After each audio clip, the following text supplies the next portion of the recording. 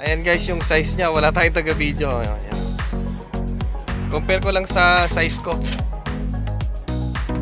Happy Sunday everyone. At eto yung background natin. Malungkot pa rin.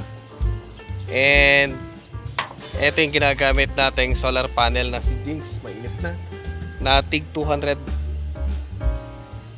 Ayan. So ngayon ay hindi ko siya ginagamit ngayon. Pansamantala kasi meron tayong tinetesting at sinusubukan na gamitin. Ito yung bago natin gagamitin. Subukan din naman natin ang TIG 580 watts. Ito. Ayan yung ginagamit natin dati. Tanggal ko na yung wire. Yung TIG 200 watts. Wala pa kasing wire. Ilalagay ko rin lang yan. String 2.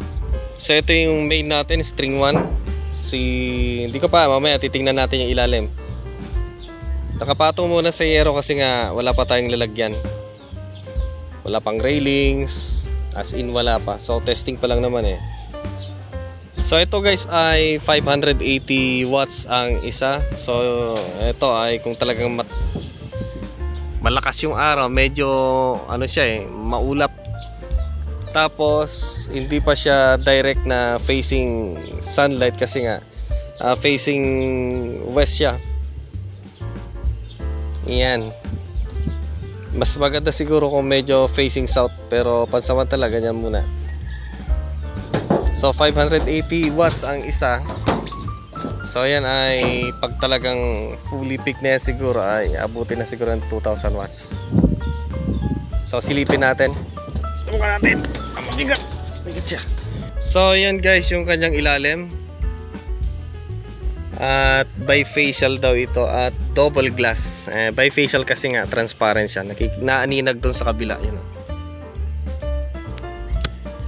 Then yun yung kanyang mga bus bar. Maraming bus bar guys.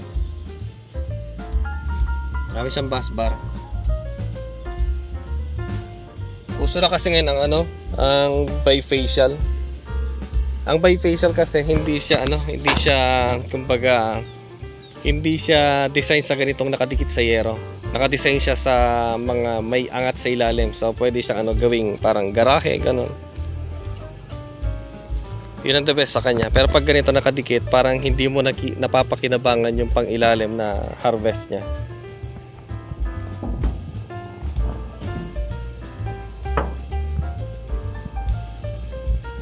Matigas din naman siya. And siguro for the future na mga vlog natin, subukan natin ilagay sa ibang location, hindi dito. Kasi sa ganito kalaki, ang hirap niya ibaba, ang bigat. Ako na mag-isa ko lang, talagang hirap na hirap ako. Kaya ako kumuha ng ganito kasi nga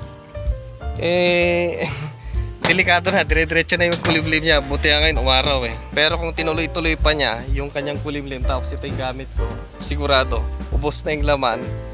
3 araw na, 4 na araw na eh, wala nang araw. So buti na lang meron tayong kaibigan na nagpautang ng solar panel. Ayan. So ito guys yung kanyang detail. Ito guys yung brand ay Sunket. Ewan kung aware kayo sa brand ng Sunket. Ito double glass bifacial N-type solar PV module. So ang kanyang DOS ito yung maximum power niya pala ay nasa 580 watts. Yung isa, yan o. Okay, then yung kanyang open circuit voltage ay nasa 51.47 volts. Then yung kanyang short circuit current naman ay nasa 14.37. Nagre-repair pa sila sa kapitbahay. And sa maximum power voltage naman siya. Ito siguro yung meron siyang load na 42.60 volt.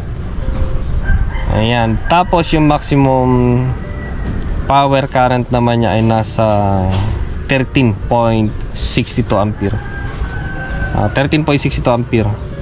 Siguro yan yung talagang peak time na, tapos ventilated sa ilalim. At tapos meron siyang space na nakakakuha ng konting liwanag sa ilalim. Ito kasi guys ay design para sa mga garage, ganon. Shading, parang ganon. Pero yung dikit na ganito sa yero ay Hindi mo papapakinabangan yung talagang 100% na pagka-bifacial niya. Nakatago kumbaga yung isa pang siguro yung 80 watts nasa ilalim.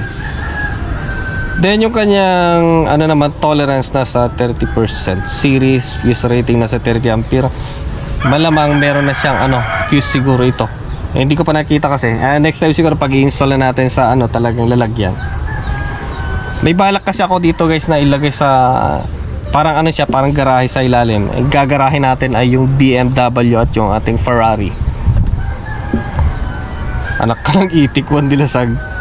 Okay, maximum system voltage ay nasa 1500 volt. Siguro yung pag isi-series natin sa yun talaga, yun yung kaya niyang i-utilize. Aba talaga.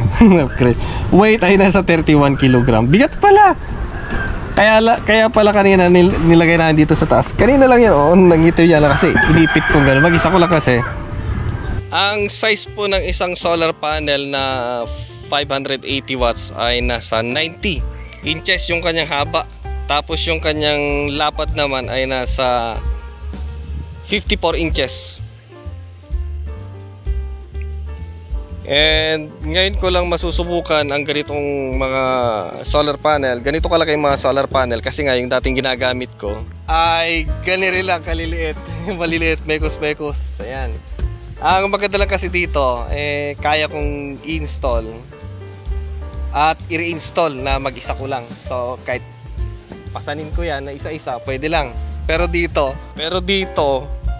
nako, delikado yan. Kaya nga hindi siguro dito yung paglalagyan natin. Maglalagay siguro tayo na ano, mas mababa at mas madaling i-access. Ayan. Kahit sabihin natin 2 tao maglalagay dito, hirap pa rin. At siya nga pala guys, sa mga gusto magpa-install ng solar setup, mga inverter, mga solar panel, ayan, available po kay Sir Rolly Verdadero. Nakalagay po sa description box yung link ng kanyang Facebook account. I-message nyo na lang po. So pwede po silang mag-deliver door to door. Yun po ang gusto ko sa taong ito. Matyaga po siya mag-deliver at mag-install. So puntahan nyo lang sa description box, nandun po yung kanyang Facebook account. Mag-direct message na lang po kayo. So ang connection ko guys ay naka-series sila lahat para mas mababa yung kanyang power losses. And kailangan nating buuin yung threshold na para mag-start yung kanyang MPPT ni Deye na 125 volts. Pag di ko kasi naabot yon, hindi siya mag-charge, hindi mag-activate yung kanyang MPPT. So ayan, single string.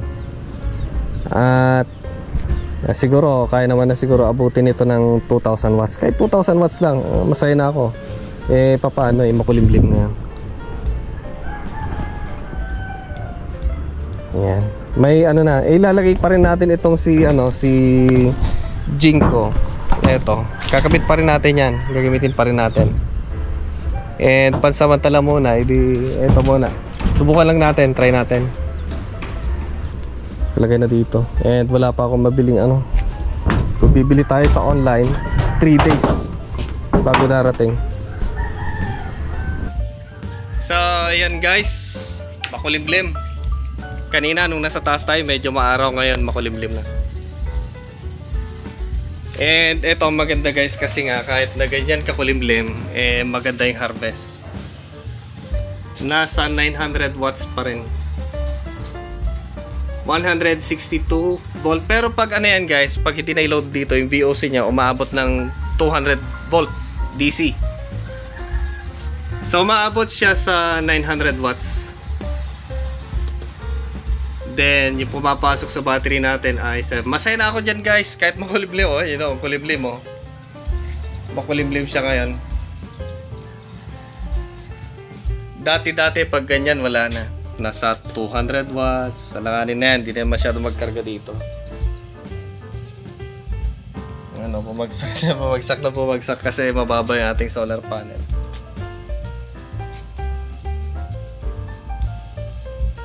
So ang load lang namin, nagtipid na kami. 166 watts. Okay, so ayan guys, maganda yung resulta.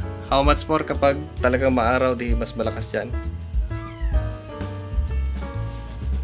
So, yan guys yung bagong update natin sa ating solar panel. Kahit pa paano hindi nakakapusin si Juan Dilasag. Kahit makulimlim. Ayan, tumas na 1,180 watts. Makulimlim pa rin. Pero kahit pa paano meron na. Ayos na. Hindi na gugutumin yung battery natin. How much more kung may dadagdag natin si Jinko yung 9 pieces na tig 200 watts.